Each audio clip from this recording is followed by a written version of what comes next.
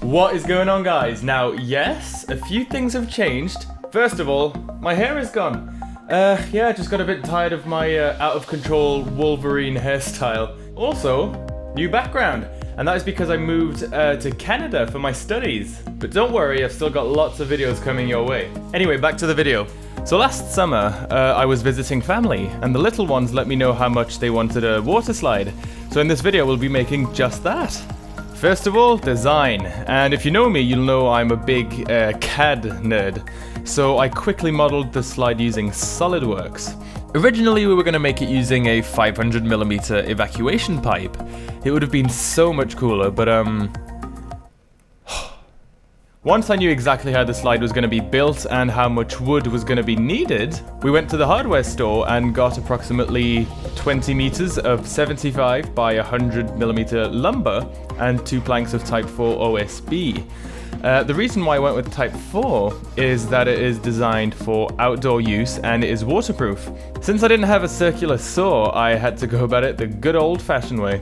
The planks for the slide were a few inches too large, so with the help of my cousin, we cut them to the right length. The slide itself is simply made up of 2 OSB planks screwed to 2 beams. So not only do the beams strengthen the planks, but they also act as 2 barriers to prevent people from, you know, falling off.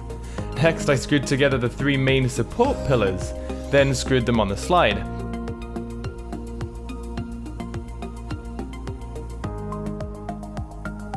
And of course, there's no way the pillars alone would hold, and the idea is to be left with a structure entirely made up of only triangles.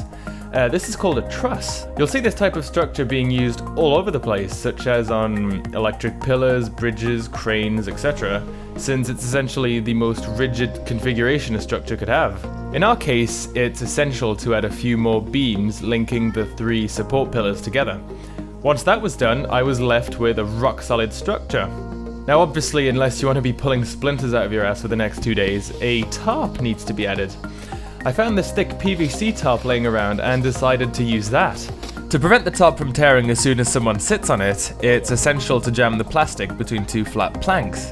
This will just spread the forces on a larger area. And finally, the ladder. I simply screwed a few rigid planks on the tallest support pillar, and I made sure I got rid of all the splinters.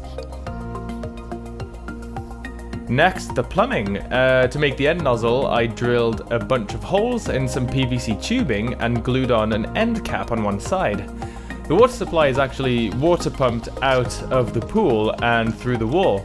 The reason we have this is because we were originally going to install a pool fountain, but that never happened. The yellow tube is from an old evacuation pump.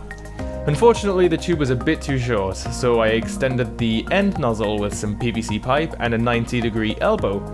Using a heat gun, I bent the tube so it would fit nicely along the structure. And for some reason, the PVC top wasn't nearly as slippery as we'd hoped, so luckily my cousin found this thin piece of plastic that was simply way more slippery. And we're pretty much done. Now, unfortunately, by the time I realized I had completely forgotten to film everyone slipping and sliding on it, everyone had left except for Maya and Mael, 2 of my cousins, so allow the 3 of us to demonstrate.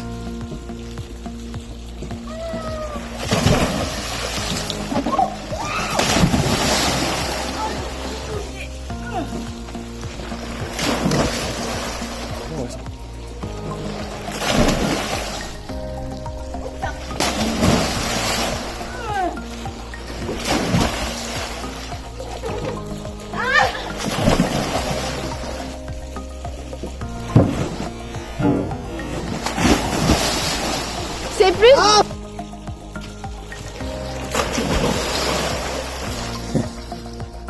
Thanks a lot for watching the video. As usual, if you enjoyed it, please leave a like, leave a comment maybe, and subscribe for more videos just like this one. And I shall see you guys next time. Film.